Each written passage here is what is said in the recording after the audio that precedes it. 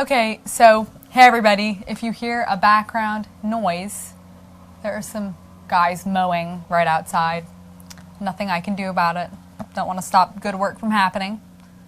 If the grass gets too long, the ticks start coming. You know, those little tiny ticks, and then if they bite you, you get Lyme's disease, all kinds of bad stuff, so we'll let them know. Okay, anyway. So today I wanted to do a little video about how Chris and I approach teaching our kids about the Bible and faith in God. I was just thinking back to my own childhood and trying to remember how or when my parents taught me and my siblings about matters of faith and discipleship, the teachings of Jesus and so forth. There's no doubt that as a young adult, I felt like I had a very strong sense of all this, but it's kind of funny that when I tried to come up with like specific examples of how this came about, I really couldn't think of any like specific moment. That may sound kind of surprising because my parents are and were living out their faith in a pretty radical way. And you might think that there would have been a lot of talk about Jesus and the Bible and so on, Sunday school or whatever. And if not in our home, then it must have been somewhere, because growing up at the Bruderhof, I was surrounded on all sides by people who were just as committed to discipleship as my parents, be it, the grade school teachers, my friends' parents, or pretty much any adult that I sat across from at a meal in the communal dining room. I just don't remember hearing a lot of it.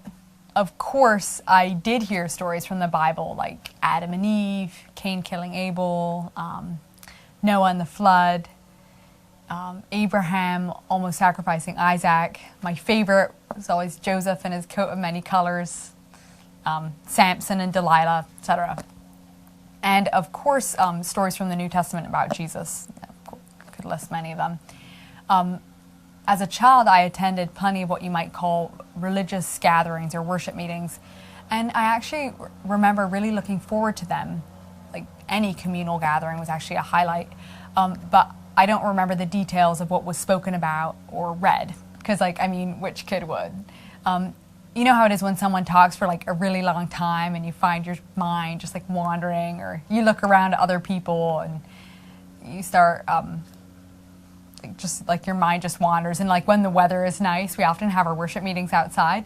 So I remember sitting in the grass during like the Sunday morning meeting and looking for four-leaf clovers or watching ants, or like I also always love to like pick pieces of grass and like chew on them. So weird.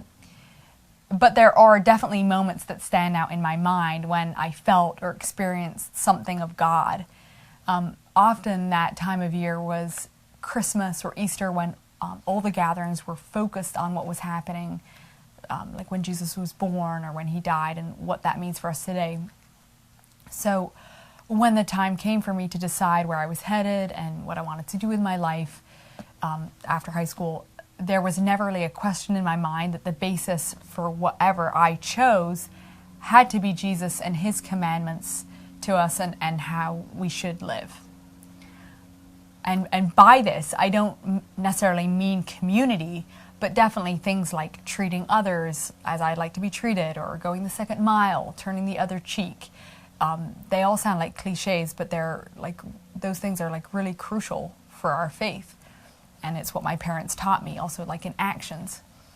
As I grew older, and this is like before my decision to stay here, but I started reading the Bible on my own, as well as the writings of other people who had a big effect on me. Like I loved Mere Christianity by C.S. Lewis. I liked it so much so that my parents finally got me my own copy, because the librarians were constantly on my case, because I always had the library's only copy out. I also really like writings by the 19th century pastor, theologian Johann Christoph Blumhardt. And he has some really good writings and speeches or sermons that he gave about the kingdom and what following God means and is. And it was amazing that as I read verses that until then had kind of just been words and sort of were, sounded familiar. Reading all this was like building on a foundation that was already there for my early childhood. I don't know if that makes sense. But I'm sure that this was in part a result of people who I'd been surrounded by, who were trying to live out the teachings of Jesus in a tangible way. So especially when I was a teenager, and how teenagers are. Sorry, I shouldn't roll my eyes because I love teenagers. But there was something solid and authentic about seeing these things lived out on a daily basis, and I couldn't really argue with those things. So now back to us as parents. So Chris and I are, as many other probably young families are, we're trying to strike the balance between teaching by example, which means living out what we believe in daily life, but also finding ways to articulate to our kids what we believe and why we live this way. One of the obvious ways we do this is by reading stories from our children's Bible, and this has been on my lap this whole video, but this is actually, I don't know if you'd call it heirloom. If it comes from my family, like this was in, is that an heirloom? Probably not. But anyway, this is the children's Bible that my dad always read out of to us. It even says Christmas 1994. So, great addition. Anyway, the illustrations, Branson is captivated by them and he loves the stories, except right now he's at this age where he asks a lot of questions like why. So like Chris will like read a line, he'll be like, but why? But why?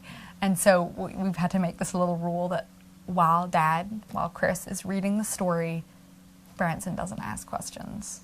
I mean, that is actually really philosophy starting, the big question of why. Okay, now, of course, there are many ways to read the Bible, but I heard somewhere that it's not the best to approach it, like especially the Old Testament, as like a collection of stories that have a tidy moral, that we can apply today. It's truly the great story, and if you read it like that, it's kind of exciting, and I think kids kind of sense through, reading or whatever, they can feel it, the way that God has worked through history and through flawed people, because as we know, the Bible is full of flawed people. Like 1 minute, especially like in the Old Testament, 1 minute they're doing great and obeying God and receiving his blessings, and then like the next moment they're making like a huge mess of things. And then moving into the New Testament, we found that Branson is old enough now to understand in a way only a child can what it means that Jesus was born in a manger and that he was poor and cold and that he had to suffer and die for us.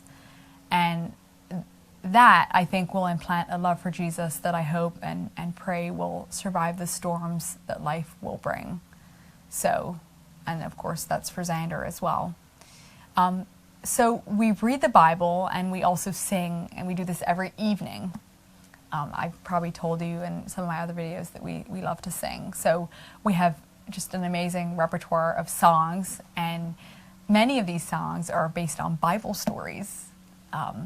Like we sing one called Daniel in the Lion's Den, and there's this one about Jacob dreaming about the ladder going up to heaven with angels going up and down, and I think this paints like a visual picture for them.